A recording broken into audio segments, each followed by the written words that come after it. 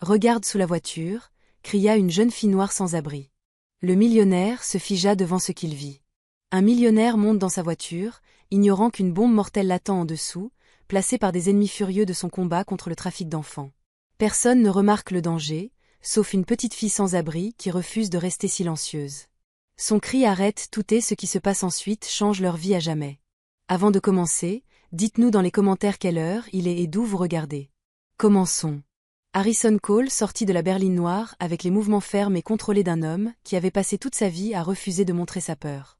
Même seul dans un parking, il ajusta son costume bleu marine, arrangea ses manchettes et scruta ses environs avec la prudence tranquille de quelqu'un qui comprenait le pouvoir et comprenait les ennemis que ce pouvoir créait. Sa barbe argentée captait la lumière du soleil. Sa posture ne fléchissait jamais. Les gens qui passaient près de lui le sentaient instinctivement. Ce n'était pas un homme qu'on abordait avec désinvolture. C'était quelqu'un qui construisait des choses, commandait des salles, changeait les résultats. Aujourd'hui aurait dû être une autre matinée de routine. Réunion, appel, paperasse. Mais depuis que sa fondation avait fermé une route de trafic majeure le mois dernier, la tension bourdonnait sous sa peau comme un second battement de cœur. Trop de menaces, trop de notes anonymes, trop de messages disant qu'il était allé trop loin. Il en avait rejeté la plupart. Les criminels menaçaient tout le monde. Ils agissaient rarement. Il refusait de vivre dans la paranoïa. Pourtant, alors qu'il s'approchait de sa voiture, quelque chose semblait différent. L'air portait une étrange odeur métallique qui n'avait rien à faire là. Le silence entre les pas qui passaient semblait plus lourd.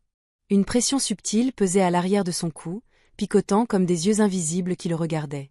Harrison s'arrêta près de sa portière, fronçant les sourcils. Il résista à l'envie de se retourner pour vérifier. Il détestait donner une voix à la peur. Il ouvrit lentement la portière, à l'écoute. Rien, juste le trafic lointain et deux personnes qui se disputaient près d'un scooter. Il posa son attaché-caisse sur le siège passager et expira. Il était sur les nerfs. Cela l'irritait plus que tout. Il glissa une jambe dans la voiture. Un petit mouvement attira son attention. Il se redressa brusquement, scrutant les espaces entre les voitures. Une ombre bougea près de la rangée du fond. Il plissa les yeux mais ne vit personne. Probablement un chat errant. Probablement rien. Il força ses épaules à se détendre. Il était fatigué, surmené, trop de nuits tardives à surveiller les enquêtes de la fondation. Son esprit lui jouait des tours. Il s'assit complètement sur le siège du conducteur et tendit la main vers le contact, mais cette odeur métallique passa de nouveau devant lui, plus vive maintenant. Il se pencha en arrière, les sourcils froncés, ses instincts aiguisés par des années passées à entrer dans des négociations dangereuses, murmurèrent « Quelque chose ne va pas ». Il se baissa légèrement pour regarder sous la voiture, mais s'arrêta. Son téléphone vibra, un message de son chef de la sécurité lui rappelant un briefing urgent cet après-midi. Harrison soupira et se redressa. « Plus tard » marmonna-t-il. « Je vérifierai plus tard. » Il poussa la clé vers l'avant. Un petit halètement vint de derrière lui. Il se figea. Des pas lents, nus, doux, hésitants. Se rapprochant. Il se retourna, s'attendant à un mendiant ou quelqu'un demandant de l'argent. Au lieu de cela, il vit une petite fille noire, mince, tremblante, portant un t-shirt blanc sale de taille trop grand. Ses cheveux tombaient en enchevêtrements désordonnés autour de son visage. Sa poitrine montait et descendait par rafales paniquées. Elle avait l'air terrifiée, non pas de lui, mais de quelque chose qu'elle ne pouvait pas oublier. Elle leva une main tremblante vers lui, mais aucun son ne sortit. Les yeux d'Harrison se plissèrent. « Enfant, ce n'est pas l'endroit. » Sa voix se libéra dans un cri si aigu que tout le parking sembla trembler. « Regardez sous la voiture, monsieur. S'il vous plaît, ne la démarrez pas. Vous allez mourir. » Chaque muscle du corps d'Harrison se verrouilla. Il la fixa. Vraiment fixée. Et pour la première fois, il le vit. Une peur pure et non filtrée. Pas le genre qu'un enfant utilise pour mendier de l'argent. Le genre qui vient du fait d'avoir été témoin de quelque chose que les adultes ne croient jamais. Il sortit lentement, son cœur battant plus fort à chaque seconde. La fille recula d'un pas, mais ne s'enfuit pas. Elle pointa à nouveau, sanglotant maintenant, sa voix craquant. « s'il vous plaît, regardez. Ils ont mis quelque chose là. Ils regardent. Ils vont vous tuer. » Une électricité froide traversa la colonne vertébrale d'Harrison. Il tomba à genoux, ignorant la douleur lancinante, et se pencha sous le véhicule. C'était là, un petit rectangle attaché au châssis, des fils soigneusement scotchés, une lumière rouge clignotant régulièrement, construit professionnellement, indubitablement mortel. Un marqueur de cartel qu'il reconnut des rapports de briefing.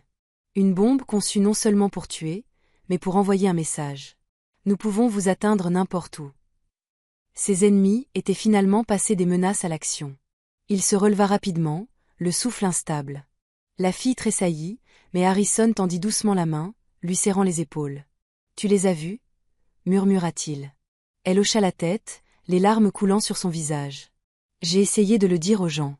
Personne n'a écouté. Ils m'ont dit de partir. » Une vague de honte et de culpabilité le frappa comme un coup. Lui, un homme qui avait consacré sa vie à sauver des enfants, aurait pu l'ignorer aussi. Il avala difficilement. « Tu m'as sauvé la vie. » Elle secoua la tête violemment. « Non, pas encore. Ils sont toujours là. » Le sang d'Harrison se glaça. Il n'eut pas besoin de demander qui il signifiait. Il les sentait. Il sentait les yeux qui regardaient de quelque part dans le parking. Lentement, il se retourna. Quelque part au-delà des rangées de voitures, le danger attendait. Calme, calculateur, prêt à frapper à nouveau. Et Harrison comprit une chose avec une clarté absolue. Cette petite fille ne venait pas seulement de le sauver. Elle venait de le tirer dans une guerre qu'il pensait contrôler, mais qu'il ne contrôlait pas. Les doigts d'Harrison se resserrèrent sur les petites épaules de la fille, son cœur martelait sous ses paumes. Elle continuait à regarder autour d'elle, terrifiée, les hommes masqués regardaient toujours. Son souffle tremblait par courtes rafales, et chaque petit tressaillement faisait se serrer la poitrine d'Harrison. Il força sa voix à rester calme, stable, contrôlée. Parce qu'elle avait besoin d'un adulte qui ne paniquait pas. « Comment t'appelles-tu » demanda-t-il doucement. « Asha » murmura-t-elle. « Asha, tu es en sécurité avec moi. Je le jure. » Il sortit son téléphone de l'autre main, composant les services d'urgence avec une rapidité qu'il n'avait jamais utilisée auparavant. Sa voix descendit dans un ton qu'il utilisait rarement, un ton qui envoyait une onde glacée à travers quiconque l'entendait. « Ici Harrison Cole. J'ai un engin explosif sous ma voiture. J'ai besoin de l'équipe de déminage, des unités tactiques et des détectives immédiatement. Les suspects peuvent être à proximité. » L'opératrice faillit s'étouffer. « Monsieur, tout de suite. » Il raccrocha et guida Asha derrière lui, la protégeant de son corps, ne se cachant pas, ne fuyant pas, simplement protégeant. Le poids de sa confiance s'installa lourdement sur lui. Une enfant avait vu des assassins placer une bombe seule et était ensuite restée assez longtemps pour le prévenir. Les sirènes s'élevèrent au loin plus vite qu'il ne s'y attendait. Des voitures de police entrèrent dans le parking. Les pneus crissant, les agents se déversèrent, armes dégainées, ordonnant aux civils de s'éloigner. Une équipe tactique se précipita vers la voiture d'Harrison, sécurisant la zone, criant des ordres qu'il n'avait pas besoin de comprendre. Un agent s'approcha de lui. « Monsieur Cole, êtes-vous blessé ?»« Non, mais elle est celle à qui vous devez parler. » Il jeta un coup d'œil à Asha doucement. « Elle a tout vu. » Asha avala difficilement, serrant ses mains ensemble alors que l'agent s'agenouillait à son niveau. « Ma chérie, as-tu vu qui a mis quelque chose sous la voiture ?» Elle hocha la tête. « 2 hommes. Masques. Ils sont venus tôt quand il faisait encore noir. Ils chuchotaient. Ils étaient en colère. Ils ont dit son nom. » Elle pointa Harrison d'une main tremblante. Le visage de l'agent changea instantanément. Ce n'était pas aléatoire. C'était ciblé. Plus de police arriva. Techniciens en explosifs, détectives, superviseurs. Les techniciens en explosifs confirmèrent l'appareil en quelques minutes. Assemblé professionnellement. Câblage signature de cartel. Déclenché par pression. Une fatalité garantie. Mais le plus grand choc vint lorsqu'un détective revint vers eux en courant, essoufflé. « Nous avons vérifié les caméras. 2 suspects sont toujours là. Ils se sont cachés derrière l'entrepôt de l'autre côté du parking. » Les yeux d'Asha s'élargirent de terreur. Harrison se plaça immédiatement devant elle à nouveau, instinctivement protecteur. Les agents bougèrent rapidement. Les unités se séparèrent, encerclant l'entrepôt. Des ordres furent criés. En quelques secondes, 2 hommes furent traînés dehors sous la menace d'une arme, mains attachées avec des serflex, visages arrachés de leurs masques, crachant des malédictions sur Harrison alors que la police les forçait au sol. L'un d'eux cracha sur le trottoir. « Si tu avais gardé ton nez hors de nos affaires, vieil homme, tu respirerais encore ce soir. » Harrison ne répondit pas. Son silence était plus froid que la colère, plus tranchant que la peur. Il plaça simplement une main sur le dos d'Asha, la guidant loin de leur voix. Pour la première fois, elle s'appuya contre lui. Le détective revint. Monsieur Cole, les informations de la fille ont sauvé votre vie. Sans elles, vous auriez été tué avant que votre moteur ne se réchauffe. Harrison regarda Asha, cette petite fille avec un courage surdimensionné et un espoir sous-alimenté. Elle mérite une protection, dit-il. Maintenant. Nous appelons les services à l'enfance, commença le détective. Asha se raidit violemment. S'il vous plaît, non. S'il vous plaît, non. Je ne veux pas y retourner. Harrison s'accroupit, sa voix douce mais sérieuse. Pourquoi, Asha? Qu'est-ce qui ne va pas? Le gars du refuge. Il nous frappe, murmura-t-elle. Il ferme la porte à clé. Maman travaille la nuit et ne peut pas venir. Je dors dehors parce que c'est plus sûr. La mâchoire d'Harrison se crispa. La rage monta. Pas forte, pas explosive, mais froide et concentrée. Où est ta mère? Au travail, murmura Asha. Elle nettoie des bureaux. Elle ne sait pas que je ne suis pas au refuge. Appelez-la, dit Harrison au détective. Amenez-la ici. Peu de temps après, une femme épuisée en uniforme délavé traversa le parking en courant, les larmes coulant déjà quand elle vit Asha. Elle tomba à genoux, tirant sa fille dans ses bras, sanglotant des excuses entre deux respirations.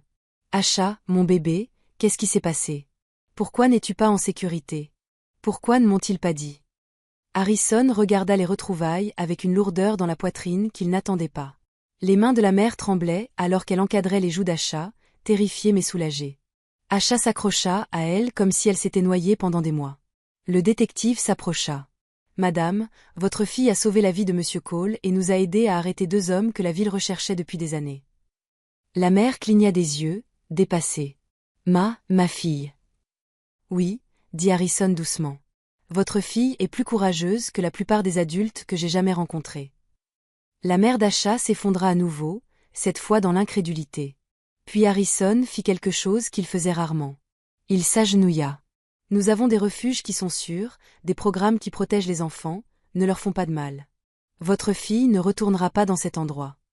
Sa voix s'approfondit. Je m'en assurerai personnellement. La mère le fixa. Pourquoi nous aideriez-vous? Harrison expira lentement. Parce qu'aujourd'hui, votre fille m'a rappelé pourquoi ma fondation a été construite. Pas pour la paperasse, pas pour la politique.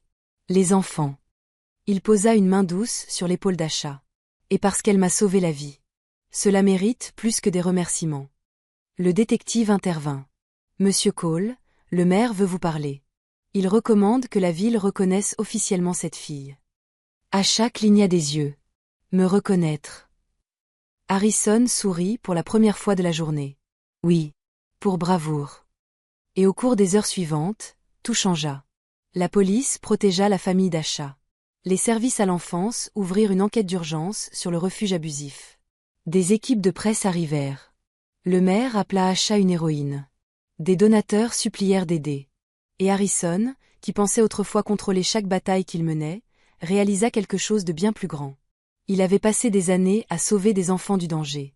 Mais aujourd'hui, un enfant l'avait sauvé d'un danger qu'il n'avait même jamais vu venir. En soirée, Harrison offrit à la mère d'Asha un poste dans sa fondation avec un salaire approprié, une aide au logement et une protection complète. Les yeux d'Asha s'illuminèrent lorsqu'il promit qu'elle aurait des tuteurs, de la sécurité et un avenir que personne ne pourrait plus lui reprendre. Elle l'étreignit une fois de plus, petite, secouée, reconnaissante. Merci, murmura-t-elle. Non, dit Harrison doucement, la voix cassée. Merci à toi. Parce qu'une petite fille avait fait ce que des hommes entraînés, des voitures blindées et une haute sécurité n'avaient pas pu faire. Elle avait vu le danger en premier. Elle avait crié assez fort, et elle avait changé le cours de sa vie pour toujours. Auriez-vous écouté un enfant effrayé que personne d'autre ne croyait? Des histoires comme celle-ci nous rappellent que le courage vient souvent des plus petites voix. Dites-nous ce que vous auriez fait à sa place.